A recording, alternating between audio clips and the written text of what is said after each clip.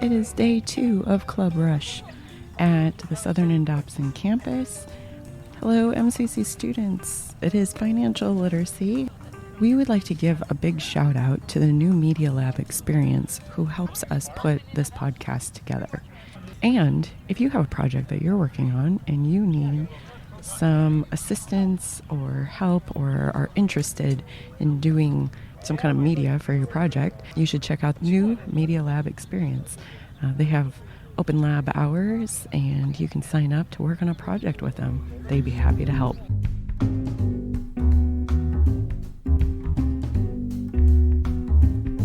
I'm here with Yvonne, and Yvonne has a question. Yvonne, what's your question?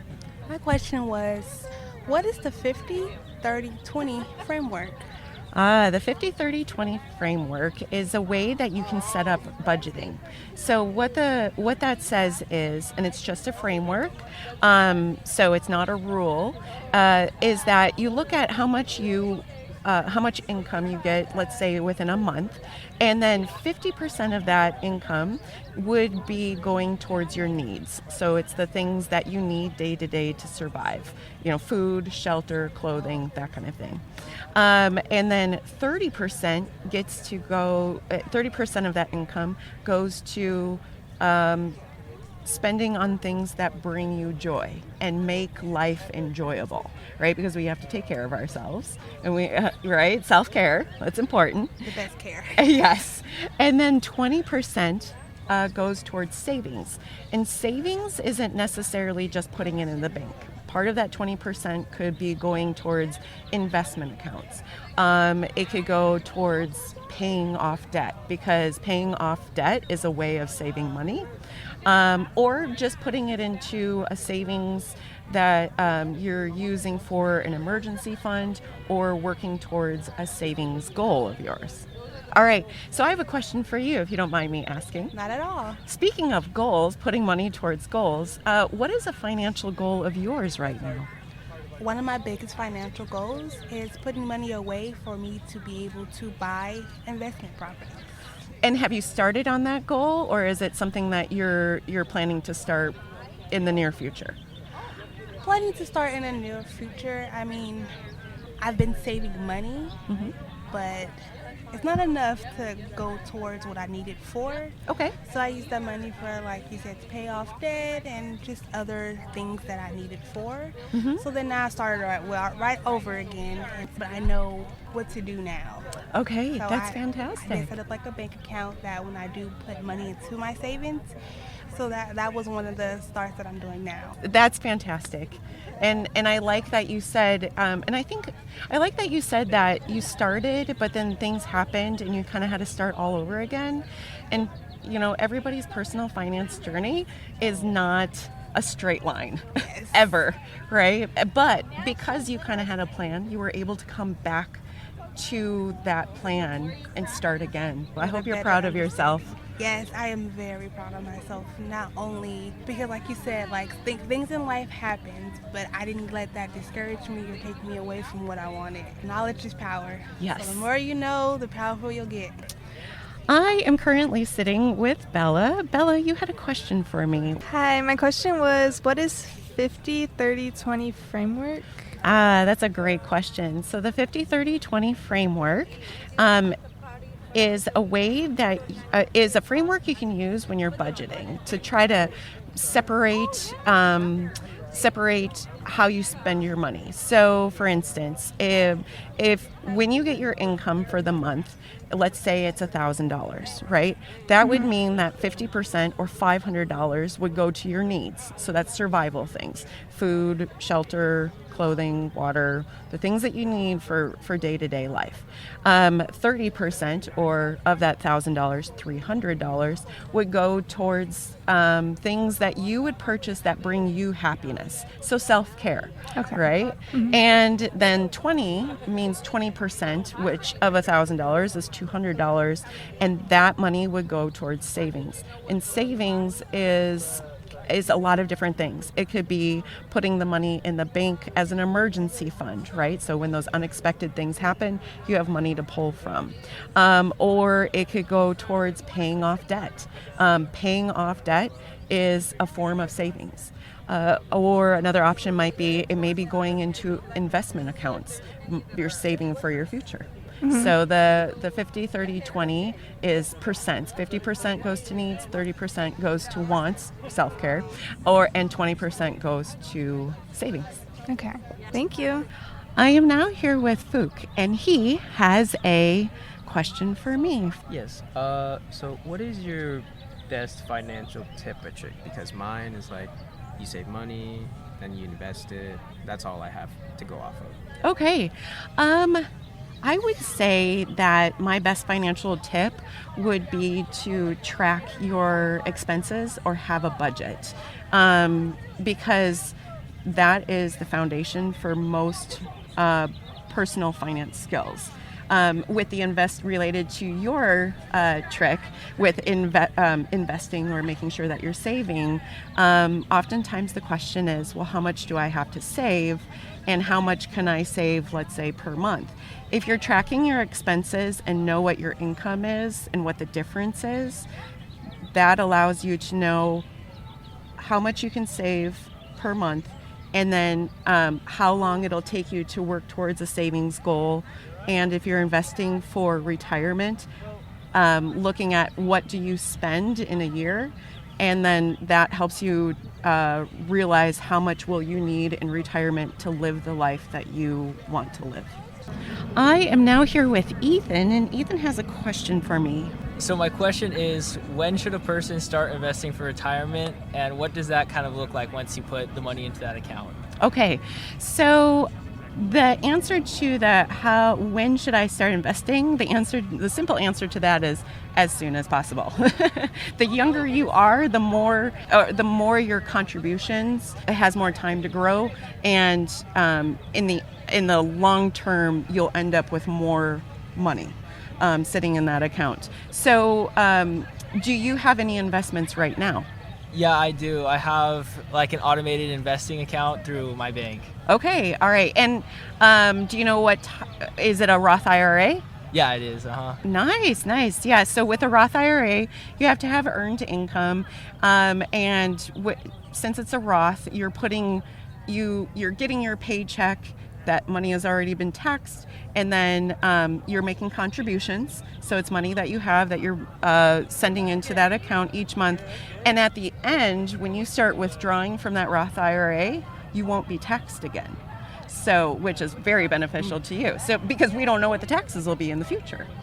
Oh, right? okay. Okay, so it's a really big perk of a Roth IRA. Do you mind me asking how old you are? I'm 21. 21. With starting investing right now, your money has way longer. That time is your friend. So when you make your contributions, it's adding to how much is in that account. But behind the scenes, there's something called compounding interest. Have you ever heard of that? I've heard of it, but I'm not quite sure. Okay. So what that is you're earning interest on that money because it's put in some kind of investments. The investments increase. It increases, decreases, kind of goes up and down over time. But in general, it goes up in the upward direction, which is what you want. But not only are you getting those dividends, but then the interest is building on top of the interest, on top of your contributions, on top of that interest, and it just kind of spirals upward. That's pretty cool stuff. Isn't that cool? Yeah. For our listeners to know, if you open a Roth IRA, the max contribution for 2024 is $7,000. One other thing, if you don't know about the Roth IRA, there's a perk to it. Your contributions can actually be used as a backup emergency fund. So the money that you're putting in it, not the gains or dividends or anything that you're earning in their interest, but the money that you've stuck into it yourself, if you find yourself in a finance emergency, you could withdraw those contributions. No penalties. Oh, I didn't even know that either. Yeah. That's super cool.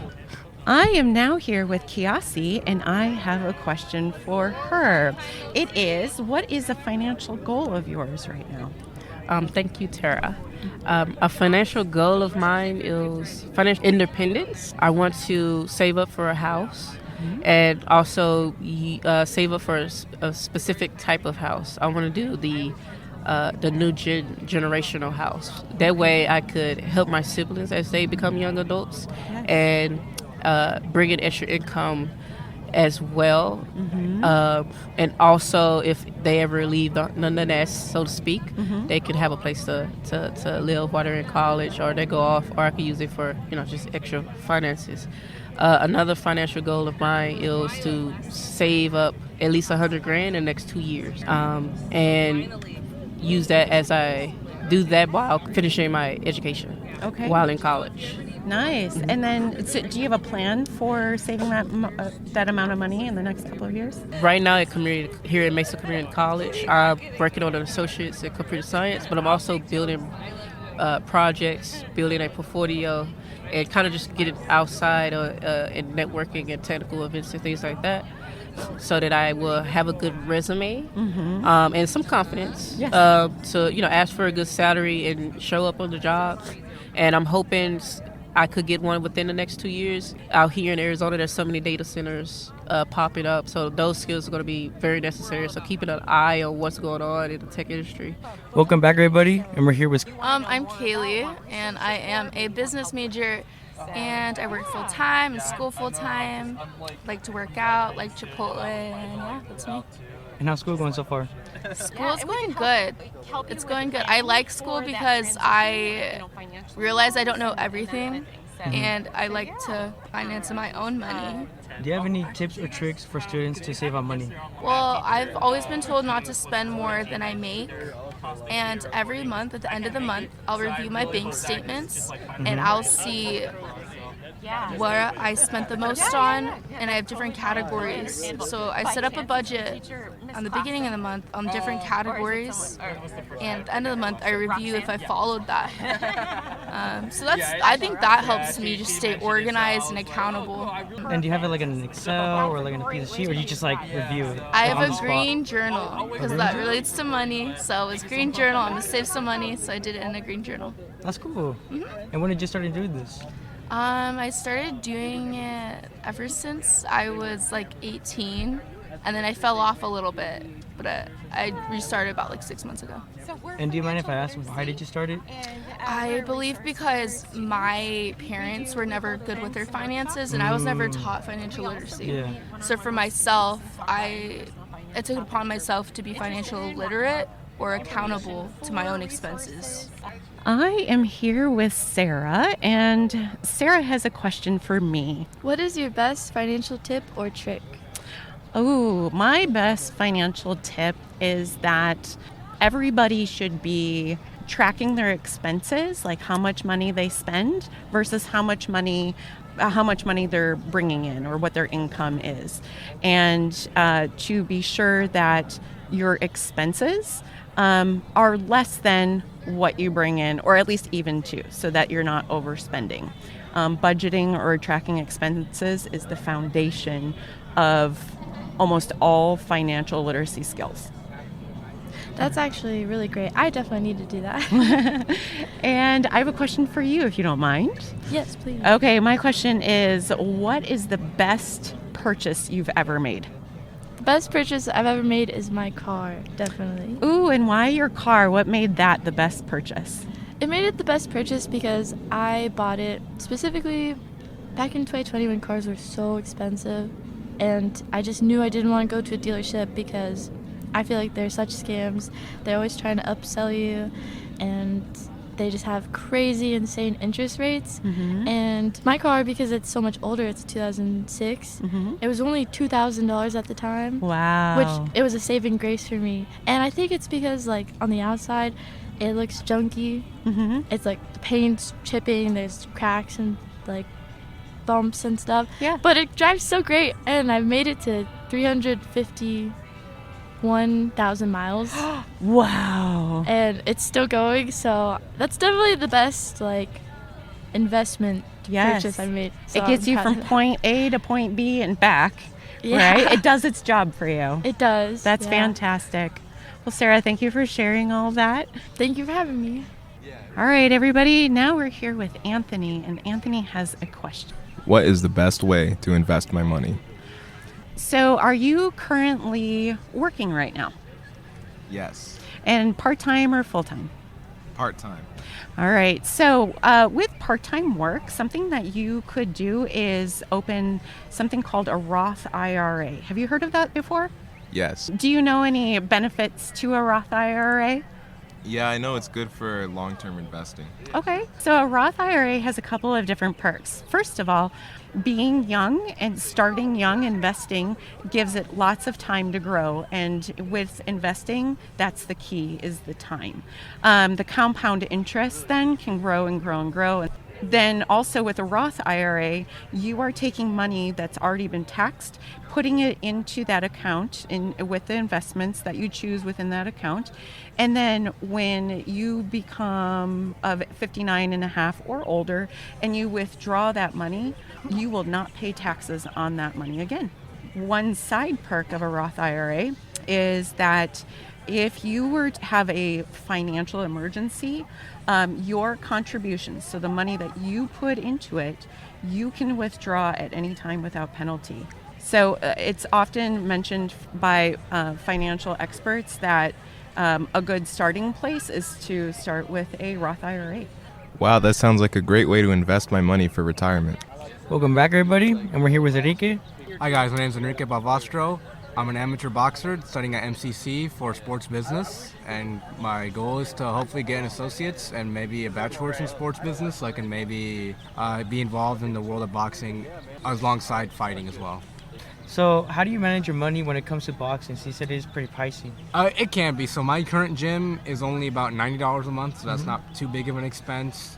So it's not too big of a deal for money-wise, and gives me enough money to pay for college and my insurance and other liabilities I have to pay for as well.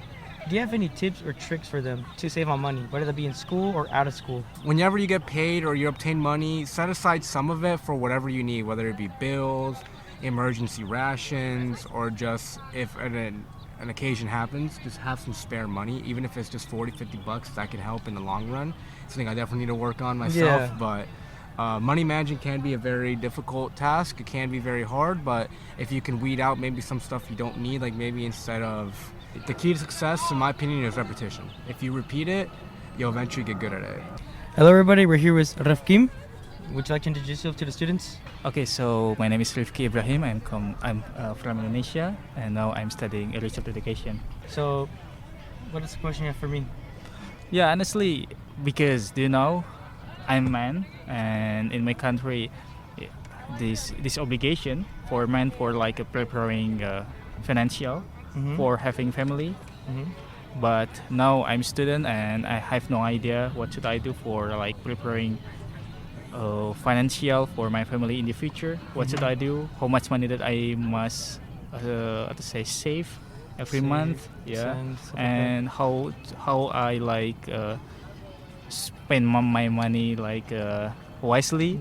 Yeah, because I don't know, because I'm student. I just wanted to like buy this or go travel to some places. Yeah, I have no idea, so I just confused how to like manage money for preparing financial.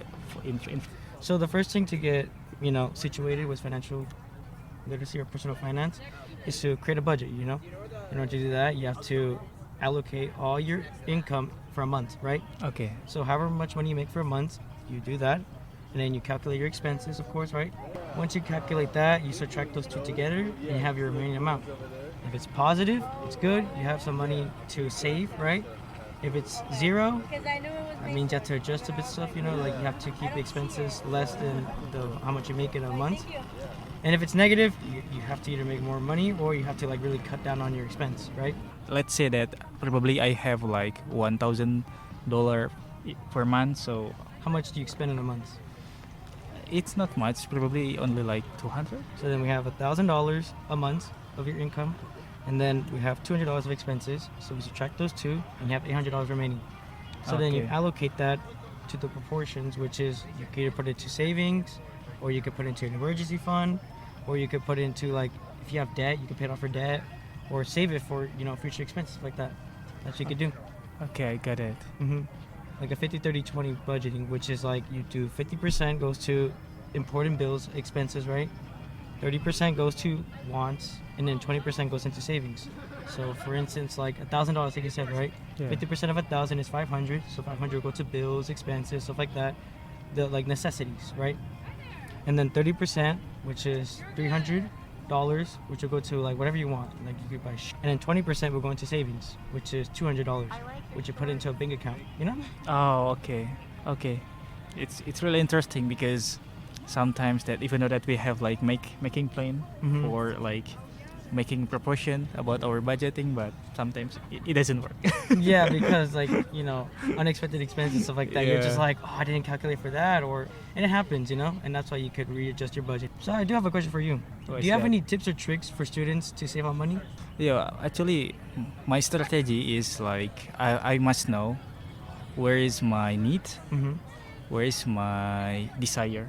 Yeah. So I must like know first about that things, because sometimes we want to use money just for our desire, not our needs. Yeah. So after that, we can like manage our money wisely. Don't forget to invest in ourselves. It's like we need to learn more, and we will have a good skill. So we will be easy to get money in the future. I am here with Ian, and Ian has a question. What is your question?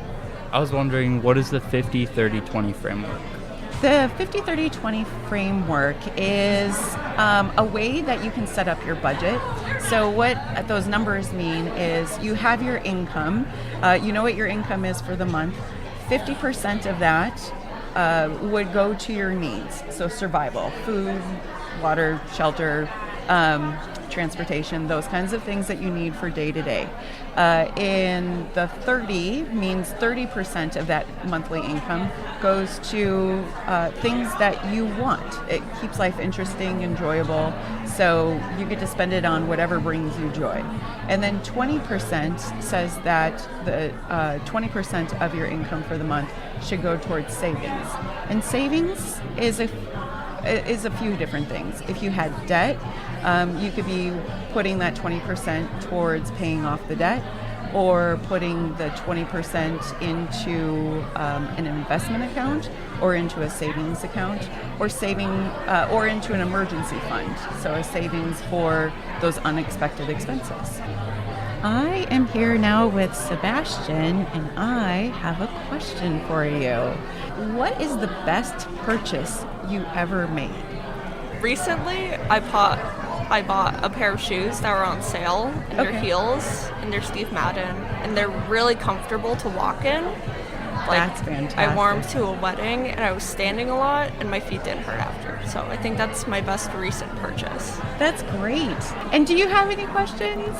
What is the 50-30-20 framework? All right, that's a great question. So the 50-30-20 framework is a framework you can follow when you're budgeting. So what that means is you look at how much income you have for, let's say, the month, right? And the 50 means 50% of that income would go towards needs.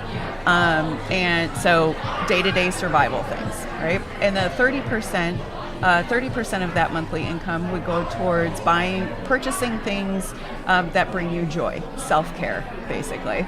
And then the 20 means 20% goes towards savings. And savings can be many different things.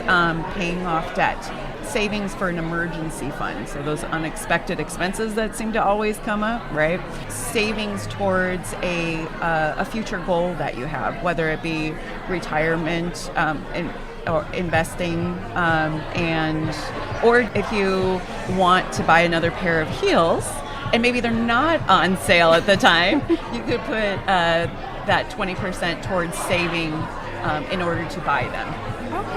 Hello everybody, we're here with Coral. Hi, my name is Coral. I'm a student at MCC, and I take a class at Dobson and at the Red Mountain campus, and I'm just trying to learn and enjoy my time out here. And what degree are you studying for? I'm starting to become an elementary school teacher. So bringing it to the financial standpoint, how does that affect with your gas bills, and stuff like that? I'm actually fortunate enough to, my dad lets me drive his electric car, and so I pay for some of the electric bill, and if I do end up having to take my mom's car, which is a gas car, I do pay for that every once in a while. But I do find that being able to kind of stay here sometimes does help, and I do have a carpool with some friends that sometimes he drives or sometimes I drive, and that also does help a lot with the finances of driving and everything. Do you have any tips or tricks for students to save on money, whether it be in school or outside of school? Yeah, I just, like you said, if you do have a hard time with gas and stuff, and I find that having a carpool does really help. And then I've honestly, I was pretty new to this, and I didn't really know anyone going to this campus or anything. And I found that, even carpooling with people not only, helped me obviously save money and help my friends save money, but, I became best friends with my carpool. I feel like I was able, it was just, you just get to know people, and you just have these memories of, driving back and forth together. And I also, there are also so many opportunities to kind of, save money on campus. Here we have, we have the Mesa market where, there was one day that I looked at the vending machine and I was like, man, I really don't want to spend $1.25 today. And I was like, wait, but there's a Mesa market and I could go get snacks there. And so I made it a routine where me and my friend would go snack shopping in between class at the Mesa market. And so that was really good. And just kind of being mindful about what you're spending. It's really easy to let your money get away from you. Yeah. You're just oh yeah, I just want this, I just want this, I just want this. But I find that the more that you tell your money where to go, the more it works for you, rather than it being where did all my money go, Yeah. And I'm also really big on investing. And usually if you just get paid and you get so excited, you're oh my goodness, look at all this money I have, it's really easy for that money to burn a hole in your wallet. But I find if you invest a good portion of your money, it looks like you have less money in your bank account, so that way you don't want to spend as much money, if that makes any sense. You still have that money, and it's still being invested, or it's still being saved or anything. And it's getting compound interest Exactly, over time. exactly. But it looks like you don't have as much money in your bank account, so you're not wanting to spend it as much. At least that's my experience. So as soon as I get a paycheck, I'm I need to invest this, or else I'm going to want to spend all of this money, And I don't know. I'm also I budget, and I do have a little budget that's specifically for impulse purchasing, I know I'm going to want to randomly spend money, and so here's this much money that I know I can randomly spend, Thank you, Cole. Thank you. Welcome back, everybody, and we're here with Dylan. Yeah, hey, everybody. My name is Dylan Chiquette. I attend MCC Red Mountain here, and I am going for my Associates in Science, directed towards biology, because I do want to finish with a bachelor's degree in biology. Do you have any tips or tricks for students to save on money, whether it be in school or out of school? Okay, yeah, of course. So spending habits do have to change when money is not coming in. When money's coming in, however you spend the amount of coins you're saving up is your own, prerogative. But when you are having no income come in, then you have to change those spending habits. So I'll definitely put that out there. Yeah, and how could a student, get into that habit of, saving? So easiest way I'd say to start with saving is do a small savings account. That's an easy way to start, is set yourself a number, and every time you get some income, put whatever that number is away. Yeah, that's a great point. And do you have any financial goals you're trying to achieve as of right now? So currently I am going to school in order to better my job that I'm doing. I would like to move up within my industry, and having a biology degree would assist in that. So that is why I came back to school, to get through my schooling. I kind of was close to finishing it, and then I stepped away to work. And so there's some encouragement to any student that's stepped away for a while. This is a 31-year-old student just getting his associates in science, so hey, it's never too late. I was working and making money that whole time, but yeah, sometimes you get burnt out on the work if you don't absolutely love it, so you might as well go to school and be able to do something you totally love. Well, thank you, Dylan, for your time. Welcome back, everybody. We're here with Cyan. Hello, everyone. My name is Cyan, and I currently work in student life, and I'm currently here studying to get my degree in forensic science. Outside of working here and outside of going to school here, I take care of my dog Carlito, who is named after the Al Pacino character Carlito Brigante in the movie Carlito's Way. And I also like to crochet and play the game Scarface, which is based on the Scarface movie. Do you have any tips or tricks for students to save on money, whether it be in school or outside of school? Yes. I think my first thing is I would always recommend people save any type of money they get. So whether that's scholarship money, whether that's financial aid money, whether that's paycheck money, if you can, at least put away $5. Yeah. And that's a physical $5. So if you have to, go to the bank, take out physical money, and put it away somewhere. That way you won't think about it and you're not just spending your card. Because sometimes I feel like when you have a card, it feels like, okay, it doesn't matter because it's on a card. So you can just use it and use it. And if it disappears, you don't see it, so you don't mind. Whereas when you're using physical dollars, you pay a physical $5, you can see that disappearing. So that makes you feel something, and you're like, oh wow, I'm actually using a lot of money. So Yeah, because people don't really take into consideration like the physical instead of like online digitally money, you know? yeah, Because when I spend $5 online, you know, like through card or whatever, I'm like, oh, it's just $5. But when I actually hand someone $5, I'm like, dang, you know? right. And prices have gone up so much. So it's like 10 years ago, $20, that could get you about 20 things. Now $20 can get you 2 things if you're lucky. Yeah. Even Dollar Tree has a $5 section now. So it's not as easy as it used to be. And do you have any financial goals you're trying to achieve as of right now? I think really what I just want to do is to be able to save and be able to buy property maybe, because I want to in the future buy a ranch, buy a house, and just kind of make something that makes money. So have a business that's generating me more income and have because when you have property you can kind of build versus renting and all that kind of stuff. You're always just paying out. So you kind of sometimes feel like you can't really save. Whereas when you have just a stable property, you can invest and kind of take the time to do other things with your money rather than always constantly worrying about what you need to pay for. That's really cool. And do you have any questions for me? What is a piece of advice you would give to people who are looking to do better with money? And I guess it kind of combines the last question, because the last question was, what do you wish you knew about money? Yeah. So those are kind of... What I wish I knew about money for the last one. So for a little tip for students to save on money is to create a budget, of course. I know it sounds like basic and anything like that because everyone says that. They're like, oh, budget. But it really helps to set a foundation to build up on top of that, you know? Right. It's like that one quote, building off of little steps, you know? Yeah. So if you have that down, investing will be easy, you know, buying will be easier and stuff like that. Because you don't have a budget, you don't really have a foundation of to track where that money's going or how much is too much for someone, you know? Yeah. And that'd be a little tip. Start off with a budget and, you know, a simple way to start on a budget is a 50-30-20, right? 50% goes into bills and needs, 30% goes into to wants. So if you want a new pair of shoes, you get it from the 30%. And 20% goes into savings or paying off debt or investing. And then the last question was what I want to know, right? More about in specific of investments like stocks and stuff like that, like how to really know what's a good stock and stuff like that. Because I know 70% of it, but I want to know the whole thing. Right. And stuff like that. And then after I know from that, teach people the way to do it. Well, thank you for your time. Thank you. Before we go, we want to emphasize that the financial literacy team is here to provide support and guidance to MCC students on their journey to improving and maintaining their financial knowledge. You can find us on MCC's financial aid website by clicking on the financial literacy section on the left side. There you can schedule a one-on-one appointment with a peer mentor if you have questions or want personal support with your financial goals, access a free cash course account, stay informed about upcoming workshops and events, and explore additional financial information.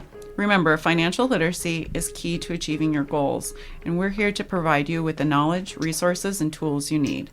Until next time, take control of your finances and make your college dreams a reality.